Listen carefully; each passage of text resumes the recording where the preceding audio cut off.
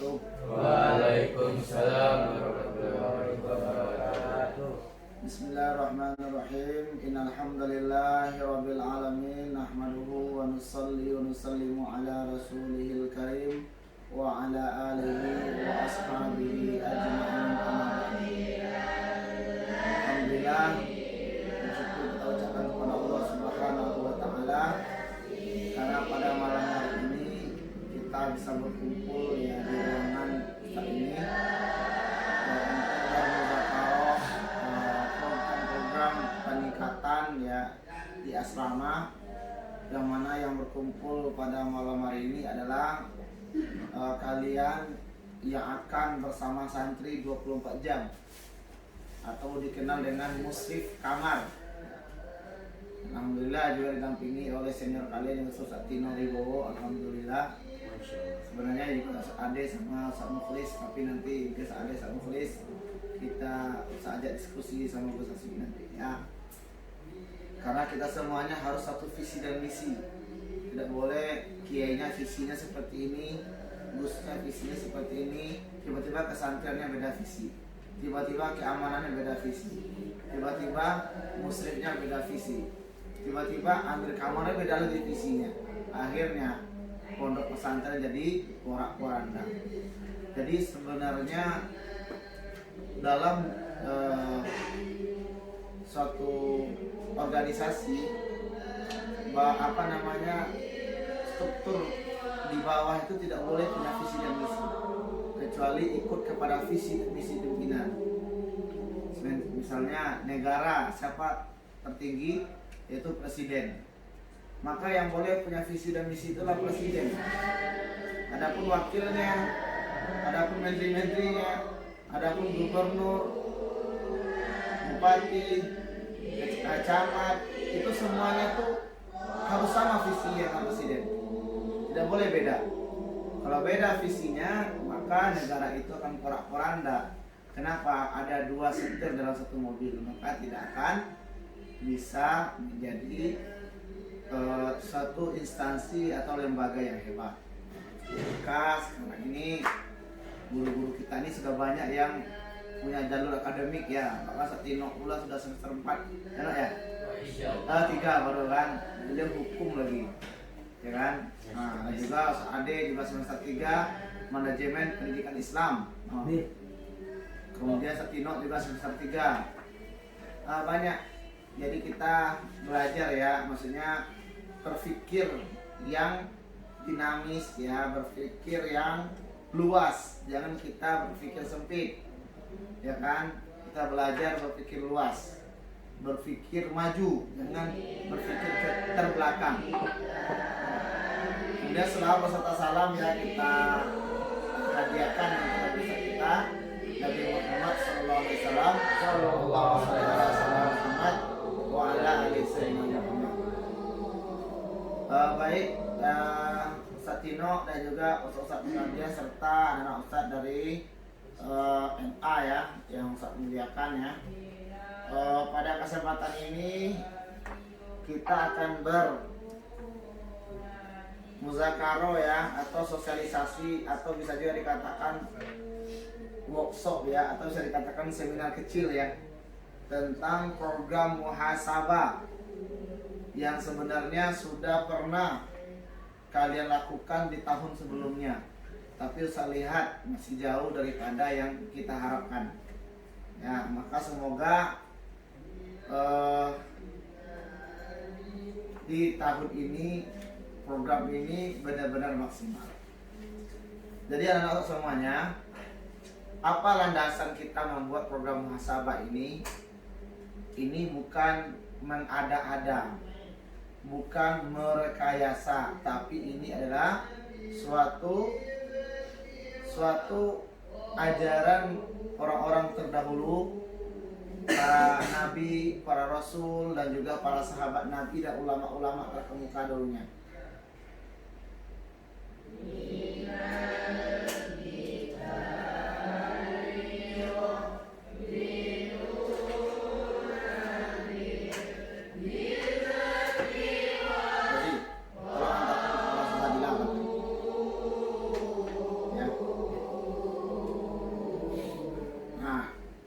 Jadi yang pertama Ustaz mengajak kalian dulu berpikir ya tentang kenapa kita kok harus bermuhasabah ya. Ini Allah SWT berfirman dalam surah Al-An'am ayat 32. Mungkin Ustaz Narendra silakan dibaca. Tafadhol. Jangan. وما الحياة الدنيا إلا لعب ولهو. Terus. Walad.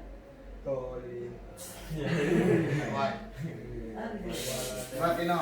Apa? Sama namanya? Tirto. Biasa baca aja ya. A'udzu billahi minasyaitonir rajim. Wa mal hayatud dunya illa la'ibu wa lahu wa lad-darul akhiratu khairul lil ladzina yattaquna afala ta'qilun. Shadaqallahul azim.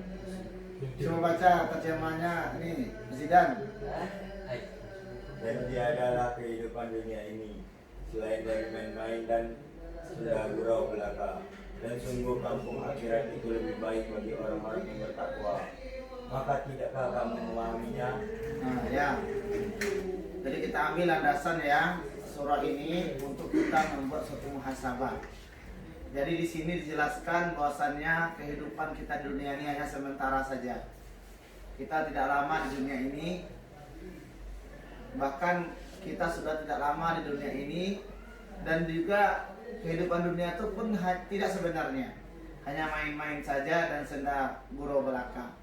Misalnya waktu kecil dulu mungkin kalian pernah merasakan ya kan, main namanya kalau usah nama main rumah-rumahan ya kan, pondok-pondokan. Misalnya Zidan jadi dokter, kemudian Ferdi jadi ini, jadi ayah, jadi ibu. Nah, tapi setelah sore hari mereka dipanggil oleh ibu kalian pulang. Zidan pulang, Ferdi pulang. Nah, tiba di rumah kena marah lagi sama orang tua karena terlambat pulang. Apakah Ferdi benar-benar jadi seorang dokter? Apakah Zidan benar-benar jadi tentara? Walaupun di situ tentara berbintang 5 gitu ya. Itu hanya permainan, hanya senda gurau, malah tiba di rumah dimarahi sama ibunya yang terlambat ya kan. Hilanglah sudah pangkat bintang 5-nya. Hilanglah sudah daftar spesialisnya. Itulah gambaran dunia ini. Jadi dunia ini siapa saja kita itu bukan sebenarnya ya, itu hanya main-main saja. Begitu juga kehidupan dunia ini bukan sebenar-benarnya, tapi hanya senda gurau belaka. Dan juga waktunya pun tidak lama. Kalaupun nikmatnya pun sementara, ya kan? Nah, dengar baik-baik ini. Coba diangkat kepalanya.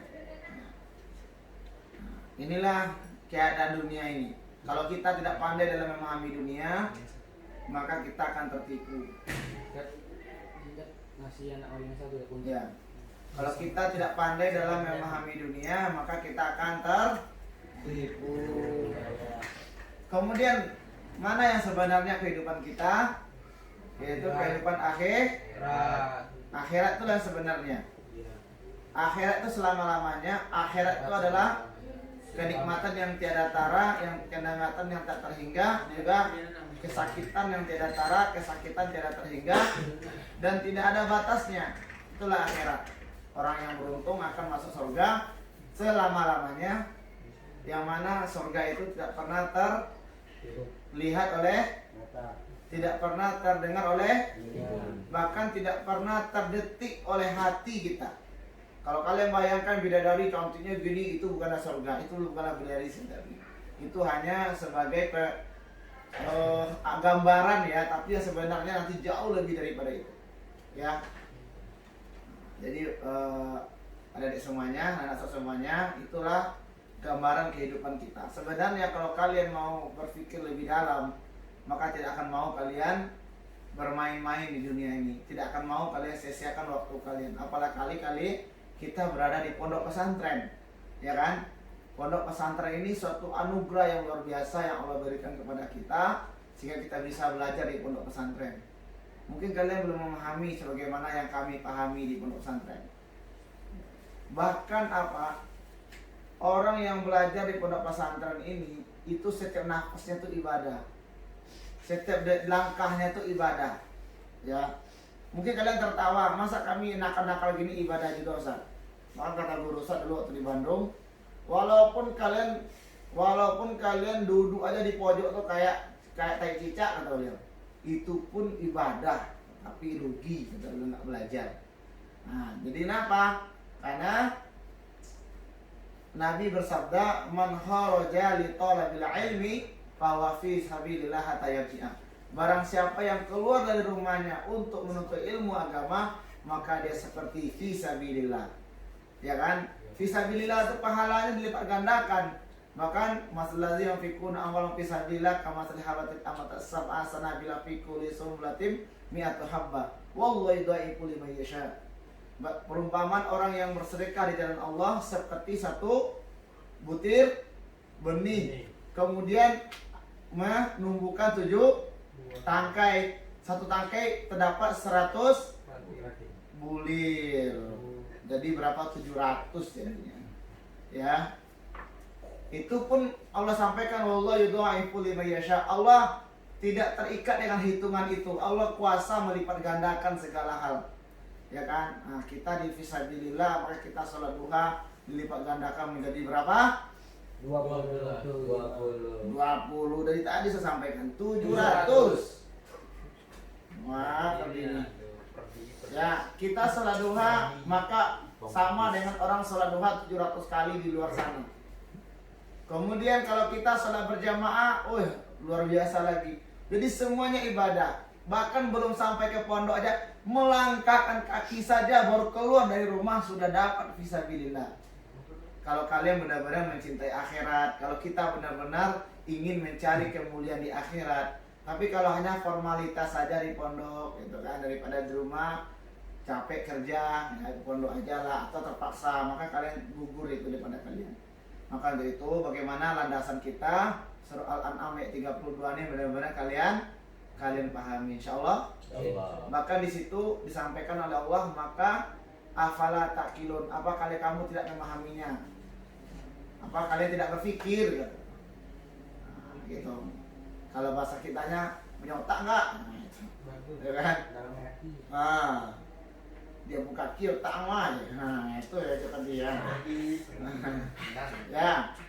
Jadi itu ya. Jadi kalian harus memahami nih. Ini sebenarnya kalau saya jabarkan bisa sampai pagi nih. Tapi ya cukup itu gambaran kita. Jadi kita melangkah terus jelas adik semuanya ya. Anak semuanya kita tuh melangkah terus jelas. Ngapain sih kita di pondok ini? Inilah yang kita cari. Ya kan? Kalau di luar sana, na'udzubillah min zalik, mungkin tidak bisa menjamin kalian bisa sholat berjamaah 5 waktu. Tidak bisa menjamin kalian bisa berzikir habis sholat. Tidak bisa menjamin kalian bisa baca Al-Quran, hafal Quran. Kalau kalian di luar sana, ya, maka kita bersyukur, alhamdulillah. Kalau kalian lihat akhirat, tapi kalau kalian lihat dunia, kadang sering wali santri itu datang anaknya nggak nyaman di pondok, gitu. Maka kalau kita bertanya, yang nyaman di sini maksudnya standar anak atau standar agama, gitu. Kalau standar anak sekarang nyaman tuh apa? Bebas, sholat tidak dibangunin, tidur sepuasnya, main sepuasnya, bisa ngerokok, bisa main HP, ya kan? Itu yang terpikir sama anak dikatakan nyaman. Itu bukan nyaman, itu godaan setan namanya. Maka kepada orang tua kalian saya sampaikan, jangan dipahami nyaman anak itu adalah nyaman sesuai nafsu, tapi nyaman sesuai dengan tuntunan agama. Gitu maksudnya. Apa contoh nyaman di pondok? Dia bisa belajar dengan baik. Itu nyaman namanya. Apa ibadahnya dengan baik, kemudian kalau dia salah dihukum sesuai dengan ketentuan yang berlaku, itu dikatakan nyaman. Kalau kalian tanya bagaimana Ustaz mondok dulu, mungkin kalau pandangan Ustaz dulu sama kayak kalian, mungkin nggak selesai Ustaz mondok, nggak selesai hafalan Ustaz, itu udah pulang duluan. Kenapa? Karena yang kami cari itu adalah nyaman untuk standar agama, gitu ya. Maka jangan kalian pahami santri pada nggak nyaman di anikmah, gitu. Yang nyaman bagaimana dulu gitu kan, ya kan? Kalau masalah fasilitas, bukan kualitas pondok tuh bukan di fasilitas. Justru kalau mau cari fasilitas nggak usah mondok di hotel Aston tuh aja itu. Satu malam 2 juta. Ya kan? Hotel Haris itu masih di bawah Aston kayak gitu. Ya kan? Kalau mencari nyaman, tapi jadi apa kalian di sana? Jangan-jangan jadi apa? Alazi sudurin nas nanti ya kan? Minal jinnati wan nas. Ya kan? Bagaimana para sahabat dulu belajar? Di mana sahabat dulu pondoknya? Masih ingat kalian nggak? Di mana sahabat pondok sahabat dulu? Ashabus Sufa. Itu pondok sahabat. Ada yang lebih mulia di sahabat nggak selain Nabi dan Rasul? Nggak ada kan? Ada yang lebih mulia sahabat? Nggak ada kan? Kecuali Nabi dan Rasul. Tapi pondoknya di mana? Di Ashabus Sufa, di pelataran masjid. Kalau Nabi ada makanan maka makan. Kalau nggak ada Nabi makanan maka puasa. Kadang berhari-hari tidak makan. Tetapi mereka dikatakan radhiyallahu anhum wa radu'an. Nah, maka jangan kita pahami sama dengan orang ahli dunia. Dikatakan pondok bagus itu fasilitasnya lengkap, fasilitasnya bagus, makannya enak. Itu sebenarnya di restoran aja, nggak usah di pondok gitu. Ya kan? Tapi pondok nggak seperti itu. Pondok mendidik kita menjadi orang yang berkarakter, mempunyai sifat kalau bahasa kita, sifat tawadu, sifat qanaah, sifat syukur, sifat sabar. Itu mendidik kita. Maka itu anak semuanya, kalian sebagai muslim dan amir kamar, tolong dipahami ini dengan baik, insyaallah. Insyaallah. Nah, oke, kita lanjut. Kita lanjut, landasan kita yang kedua adalah ini.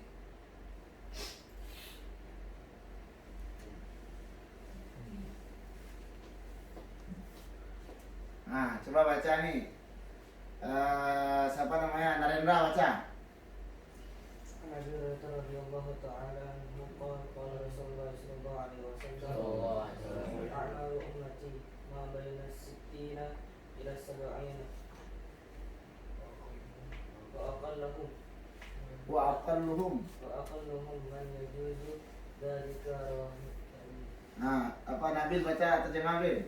Dari Abu Hurairah radhiyallahu anhu, kata Rasulullah sallallahu alaihi wasallam bersabda, usia umatku umumnya berkisar antara 60 sampai 70 tahun. Jarang sekali di antara mereka melewati angka itu. Hadis riwayat At-Tirmidzi.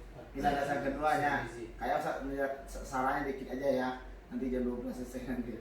Ya, jadi di sini Nabi menyampaikan, kira-kira Nabi itu mungkin dusta nggak? Mungkin. Enggak. Mustahil, sifat mustahil bagi Nabi apa? Dusta. Kayak gini, ya kan? Ini pintar ya. Masya Allah. Ya.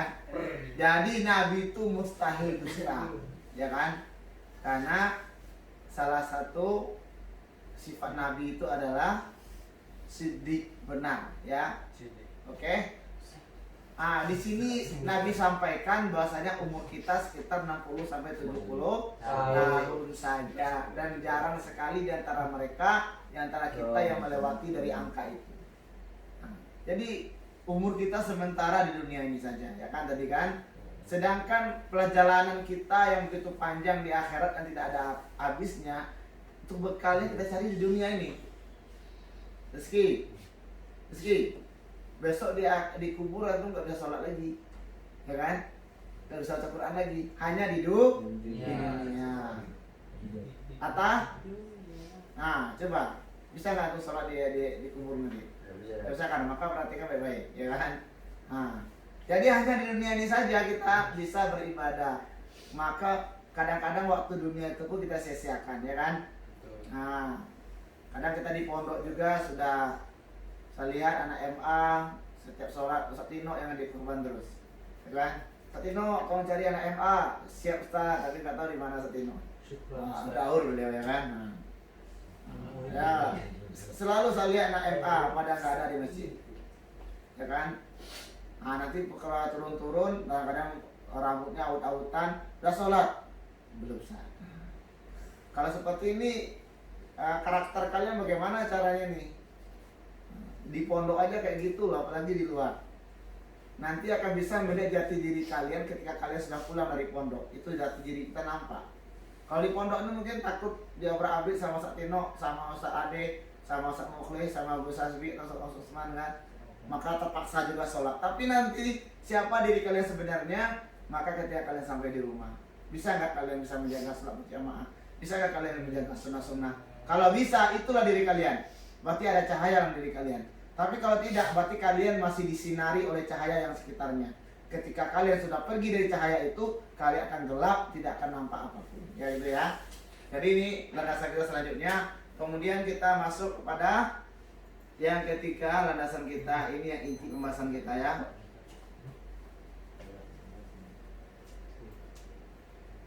Coba baca apa nama tulisan Arabnya, Rizky. Alif sin ba wa Bisa nggak? Alumni MA loh bisa masuk kotak kuning kan? masuk hasibu. Kayaknya nih, kayak siapa namanya? Rozi kayaknya nih, dia alumni apa pondok di mana dong? Al-Zaitun. Rozi, baca sih.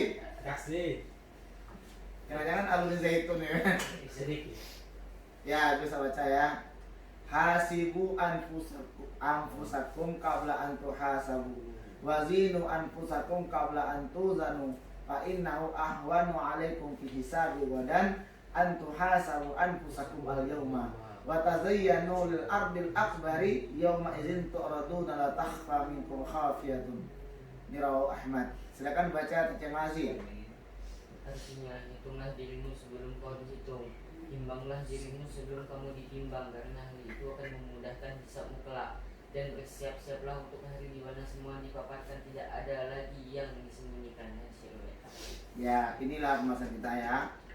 Jadi Sayyidina Umar bin Khattab, beliau pernah memberikan nasihat kepada kita, bahwasannya kata beliau,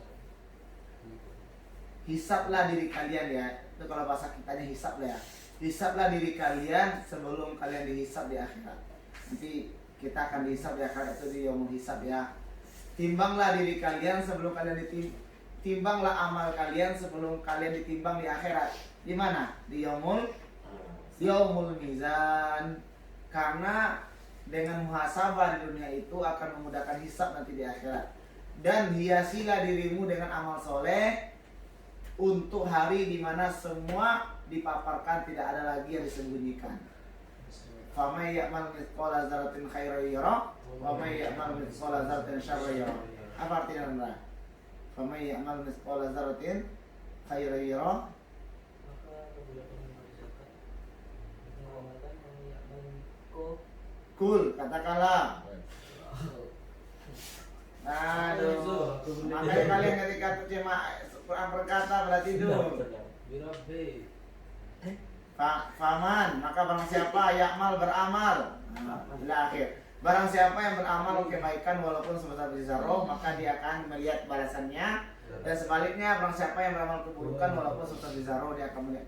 Maka ini perintah atau anjuran dari Sayyidina Umar bin Khattab radhiyallahu an, yang mana beliau dikenal dengan Al-Faruq, pembeda antara hak dan batil. Bahkan setan-setan pun takut ya, takut melewati tempat yang dilewati Sayyidina Umar sampai 40 hari, 40 malam lamanya. Bagaimana hebatnya beliau. Tapi beliau orang yang tawadhu, bahkan beliau menyampaikan bermuhasabahlah. Maka anak semuanya, amalan muhasabah yang kita buat ini bukan kaleng-kaleng, bukan rekayasa, tapi ini adalah kebiasaan orang-orang saleh terdahulu, bahkan diperintahkan oleh Sayyidina Umar bin Khattab radhiyallahu anhu. Kalau orang-orang soleh dulu, para sufi-sufi dulu, mereka sebelum tidur mereka menulis amal-amal mereka, apa yang amal istiqomah yang telah tertunai, mana yang belum tertunai. Kalau belum tertunai maka dia tunaikan dulu semuanya sebelum tidur. Kemudian dia tulis hutang-hutangnya.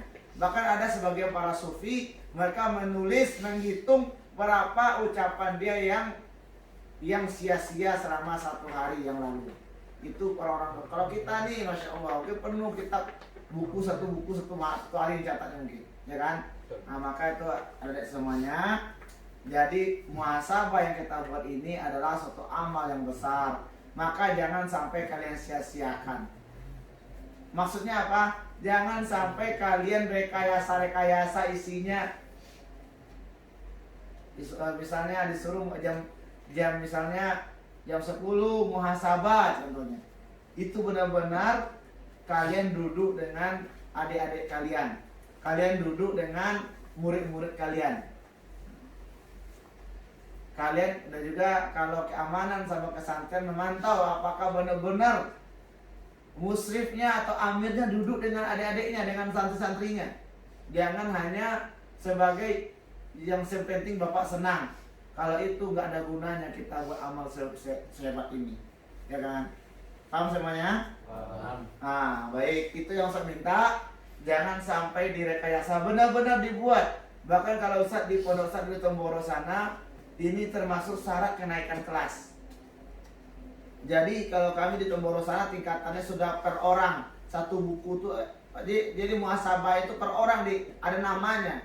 Kalau kita nih masih tahap awal baru secara umum kolektif, ya kan? Siapa yang tahajud? Angkat tangan gitu kan, dihitung. Tapi siapa yang tahajud itu nggak tertulis di situ. Tapi kalau Ustaz di Tomboro sana sudah sampai tingkatannya namanya. Misalnya Agusmal atau Usman, hari tanggal ini tahajud tidak nih. Itu direkap tiap hari, nanti ketika kenaikan kelas, kalau tahajudnya kurang dari berapa puluh persen, tidak naik kelas walaupun dia pintar, walaupun juara satu. Itu saking pentingnya. Bahkan Ustaz juga ada punya AKBOM namanya, Asosiasi Kampus Berbasis Akhlak Mulia, didirikan oleh 5 kampus ya, termasuk salah satunya An-Ni'mah. Begitu juga beliau menyampaikan di pondok saya, kata beliau, kami itu ada muhasabah. Kemudian bahkan kalau siapa yang tidak sholat tahajud, maka mereka disuruh dengan kesadaran memasukkan infak 5.000 ke kontak masjid. Kalau mereka tidak tahajud, maka masukkan infak tanpa disuruh, tapi udah kesepakatan diinfak 5.000 untuk mengkodoknya. Sehingga semuanya tahajud, mahasiswanya tahajud, ya kan? Barang siapa yang nggak duha, nanti dimasukkan 3.000 seperti itu. Tanpa disuruh, tapi memang untuk komitmennya. Maka kita nih sebenarnya amalan kita nih di Pondok An-Ni'mah ini luar biasa sebenarnya. Cuman kita mau atau tidak.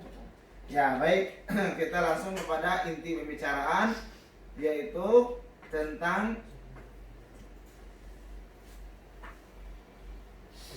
tentang poin-poin muhasabahnya.